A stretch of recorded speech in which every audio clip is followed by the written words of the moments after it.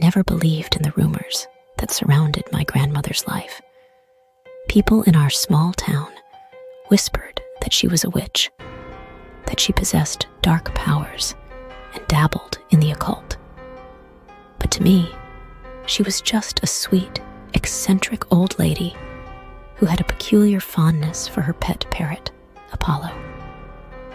When my grandmother passed away, I was surprised to learn that she had left me her beloved companion. I had always admired Apollo's vibrant green and yellow plumage and his uncanny ability to mimic human speech. As I brought him home to my cozy apartment, I couldn't help but feel a sense of excitement at the prospect of having such an intelligent and unique pet. At first, life with Apollo was a joy. He would perch on my shoulder as I worked from home, his gentle squawks and chatter filling the room with a lively energy.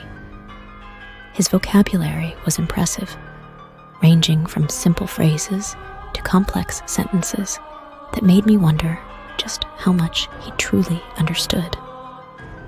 But as the weeks passed, I began to notice strange occurrences in my life.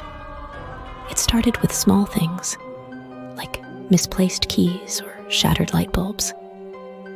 I chalked it up to my own forgetfulness and clumsiness, refusing to give in to the nagging feeling that something more sinister was at play. Then, the accidents started happening to those around me. My boss, who had always been a demanding and unpleasant man, suffered a horrific car crash after berating me in front of my colleagues. The woman next door, who had complained incessantly about Apollo's noise, mysteriously fell ill with a rare and debilitating disease. As the tragedies mounted, I couldn't shake the growing suspicion that Apollo was somehow connected to these events.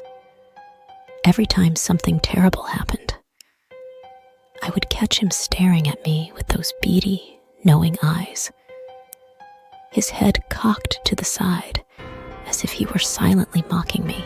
I tried to rationalize my fears, telling myself that I was being paranoid, that there was no way a mere bird could be responsible for such misfortune. But the more I observed Apollo, the more I became convinced that there was something unnatural about him.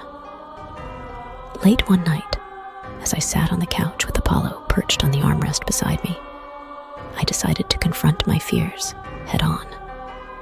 I turned to him, my voice trembling as I spoke. "Apollo," I whispered, Are you doing this? Are you causing these terrible things to happen?" For a moment, the parrot just stared at me, his eyes glinting in the dim light of the room. Then, slowly, he opened his beak and spoke in a voice that was hauntingly familiar. "You should have believed the rumors, my dear," he said, his words dripping with malice. "Your grandmother was a powerful witch, and I was her loyal familiar. She poured her essence into me, granting me the power to carry out her darkest desires." I felt my blood run cold as the realization washed over me. My grandmother had been a witch, and Apollo was the vessel for her malevolent spirit. "Why are you doing this?" I choked out, tears streaming down my face. "I loved you. I cared for you." Apollo let out a harsh, guttural laugh that sent shivers down my spine. "Love?" he spat. "You never loved me. You loved the idea of having a clever talking pet. But now that you suspect the truth, now that you fear me, I can see the revulsion in your eyes." The parrot's feathers seemed to shimmer and darken as he spoke, his form growing larger and more menacing with each passing second.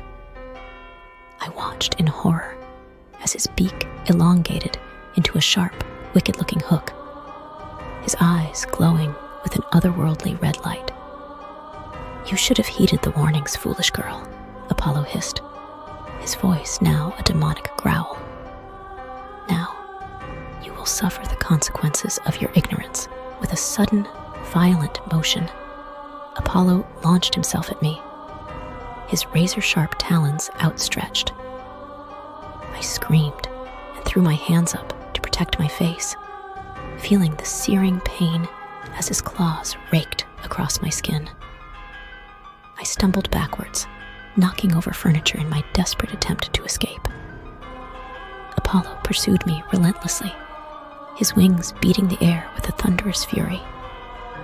He swooped and dived, his beak snapping at my flesh, leaving deep, bloody gashes in its wake.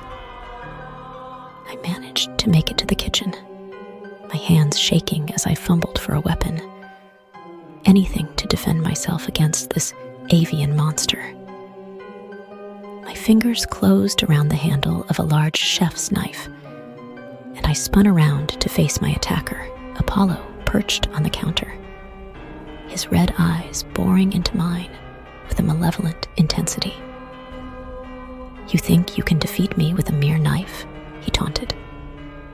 "I am the embodiment of your grandmother's power, the instrument of her vengeance." With a primal scream, I lunged at the parrot, the knife slicing through the air.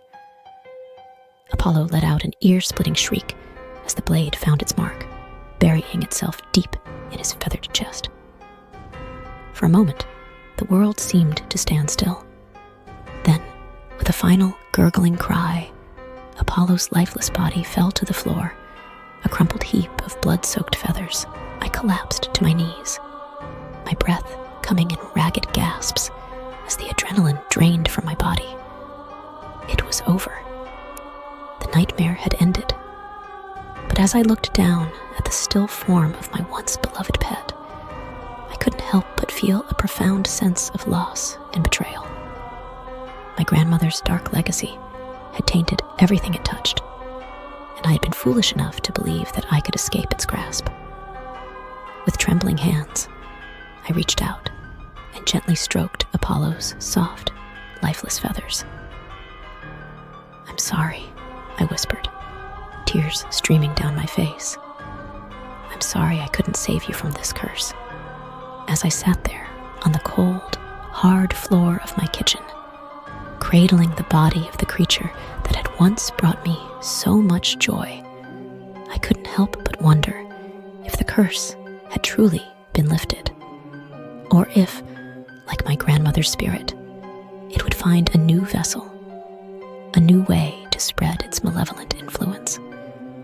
For now, all I could do was mourn the loss of my innocence and pray that the dark forces that had haunted my family for generations had finally been laid to rest. But deep down, in the darkest recesses of my heart, I knew that the parrot's curse would never truly be broken. It would linger, waiting for the right moment to strike again, and heaven help anyone who stood in its way.